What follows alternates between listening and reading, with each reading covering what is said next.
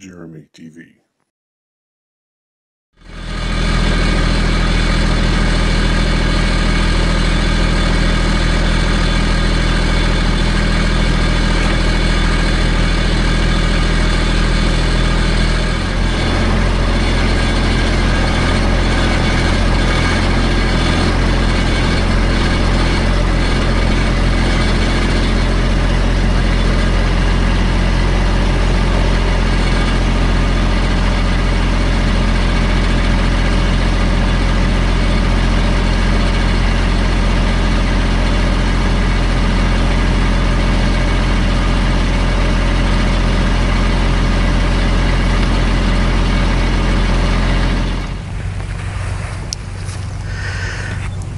Hey, welcome back to the channel, everyone. Jeremy here, and it is a very warm, very humid day here in southern Oklahoma. The temperature is around 85 degrees. Heat index is probably somewhere around 90, and that was hard to take. We just got back from an Alaskan cruise on Monday, so it was a 7-day cruise. Took off out of Seattle, went up through the Glacier Bay in Alaska, stopped in 3 or 4 different ports, and the weather was just fantastic for an Okie this time of year. Very hard to come back, but we are back, and I've got a buttload of chores to do. I had to mow. I actually had to mow before we even left, but it was so wet and we were so busy that I couldn't even mow before we left. Got back and got some of it done, and then got rained out again. Finished it up about 4 days later last night. And I've still got some spots over here that need to be mowed, but I can't get the riding mower to them because they're just too wet. So what I'm going to do is use the tractor and the brush hog today. I also need to get down and brush hog between the fence and the road, so you'll see some of that. And in that very first clip, you saw the tractor working really hard at one of the toughest jobs it'll ever do on the place, and that is take a bag of trash down to the dumpster. I don't normally use it for that, but today I was feeling extremely lazy, didn't want to carry it down like I normally do, so I threw it on the bucket of the tractor and drove it down to the road. But anyway, I'm going to use the tractor for some real work today too. I'm going to get some brush hogging done, and there's going to be a lot of brush hogging done here in the next few weeks, I'm sure. At any rate, I need to get started with this. I'm going to get this mowed. I'm going to get the lawnmower put up in the building, and today a special treat. I know months and months ago, maybe over a year ago, I mentioned fire ants to you guys in one of my previous videos, and I said that they were evil little maggots, and I still stand by that statement. They are evil little maggots, and I'd like to say other words about them, but I'm going to try to keep this channel family friendly. I want to show you some fire ants today because due to all the rain, we've got some pretty big fire ant mounds that have built up. Now I've got some poison to treat them, but I want to show you what they look like today. I'm going to stir one of the mounds up and let you watch what that looks like. And if you don't have fire ants in your area, be thankful. If you're further north than, say, Tulsa, you probably don't have fire ants. If you're in the Oklahoma City area, you may not have fire ants. I lived near Tulsa all my life and had never seen a fire ant until I moved down to southern Oklahoma. And they're terrible little creatures. That's about all you can say for them. And I've got several big mounds in my yard. I've found some stuff that does really good at controlling them, but I've not put any out since we've moved here. Thankfully, we've not had the trouble with them until this year, and the soil's wet and it's softer, they can dig easier, and they've got mounds built everywhere. So I'm going to get those treated today as well. I'm going to show you what they look like. And I want to show you the difference between fire ants and harvester ants, which are big red ants.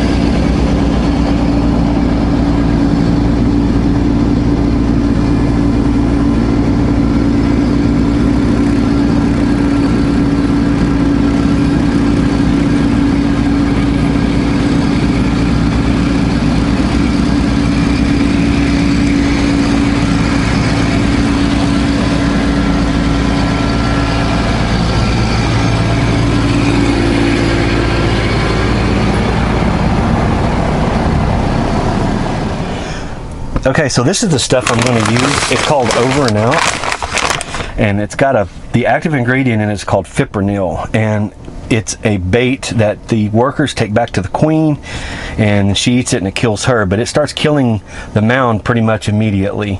And then you put it on the mound, you water it in, and then it does its work. Now if you don't broadcast spread it, they will just move that mound over a few feet, and that's the thing with fire ants is kill them one place, they move over a few feet to another. Best way to get them is to use this same stuff, broadcast spread it over your entire yard, and then they move to the neighbor's yard.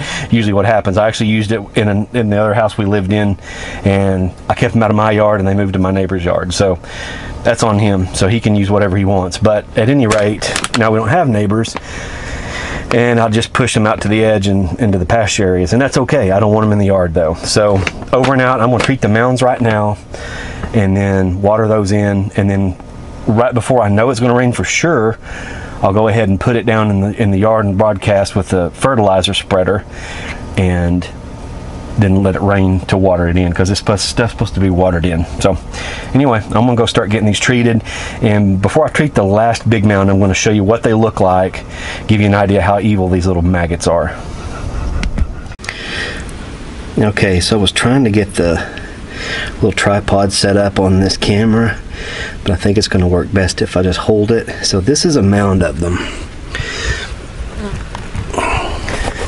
and it's right here, kind of goes around and up and over. It's a pretty good size mound. It's probably a foot in diameter. This is one of the bigger ones. I've seen them bigger than that, but I've also seen them a lot smaller. So you might be able to see a couple of them milling about on the surface. I mean, there's some out and about right now, but I'm going to show you what happens when you stomp on it. I'm going to put my foot in it and then let you watch the little maggots bubble out. Okay, now I'm going to put my foot in there and watch the little things bubble out everywhere. It's almost unreal.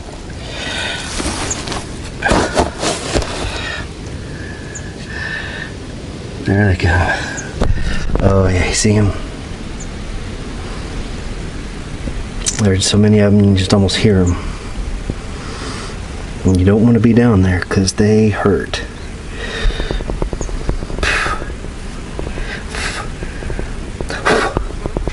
Get off of me. And the bad thing about them is not only do they bite, but then they sting. So they bite to hold on to you, and then they just start stinging the crap out of you. They're evil little creatures. And they're mad right now because I've messed up their mound.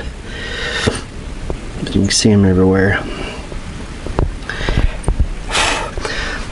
But they like this rain, and they come to the surface more when the ground is wet, because it's easier for them to mound up and build those mounds. So anyway, I hate them. Everybody that lives in this area hates them. But they're really not very big. I mean, they're pretty tiny, really. And they're so soft when they're walking up you don't feel them until you're covered with them. And it's like once one of them starts biting you, then they all start. And boy, they will wear you out in a hurry. So anyway, I've always promised you I'd show you fire ants, and that's fire ants. Now, I've not treated any of the mounds yet, but I want to also now go show you what harvester ants or red ants look like. If you ever see a spot in a pasture that the grass is eaten away and there's a bald spot and there's a mound, it's almost always going to be harvester ants. Now, I'm not going to stand very close to these guys because they're everywhere. They branch out about 100 yards or so in every direction. And if you look real closely in the grass, you can see the trails that they make when they walk away from their mound. I have really only killed them back when they build up by the house. I leave them alone when they're out in the pasture because I've heard that they're beneficial. I don't know in what way they're beneficial, but I leave them alone. Now, this group's probably going to have to move because this terrace that's holding all that water up by my cellar in my storage building, this terrace is going to have to be moved, and they are right in the way of that. So they're going to get relocated, although they don't know it yet. But a lot of times will build a very tall, mounded up area made with little tiny pebbles. Now they can't get this built up because I mow here, so every time they get something built up, I run over it with the rod and lawn mower. And it's not anything personal, but I'm just not going to take the time to go around them. Now I'm going to get down here for a second and I'm going to show you these ants very close up, because I don't want to stand in one place very long, so I'm going to keep my feet moving in here and I'm going to show you what they look like right there. See, that's those guys right there at the, and now they're mad. They know I was in there, so now they're mad. So I'm out there now, but that's what that spot is. And I've got 2 or 3 on the place that are bigger like that, and then I've got 2 or 3 smaller ones that's down by the driveway. If they get too close to the sidewalk or the house, I usually put some poison in there and run them off, but they don't stay run off for long. Usually by the next season they're right back again. But I tend not to bother them too much. Now the fire ants I have no sympathy for whatsoever, and I kill them every chance I get. So that's what I'm going to do right now. I'm going to start treating these fire ant mounds.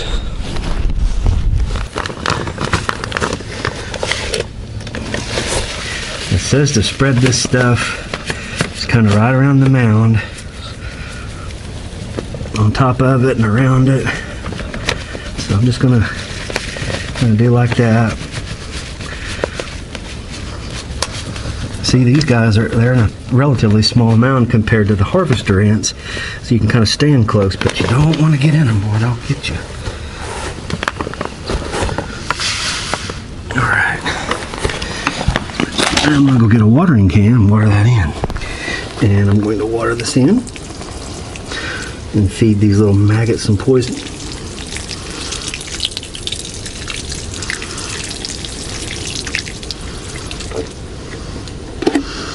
Hopefully they will take that to their leader and she will eat it and die a horrible death.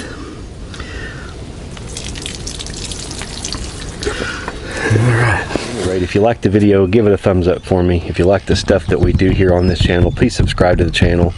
And as always, appreciate you being here, and I hope to see you again soon.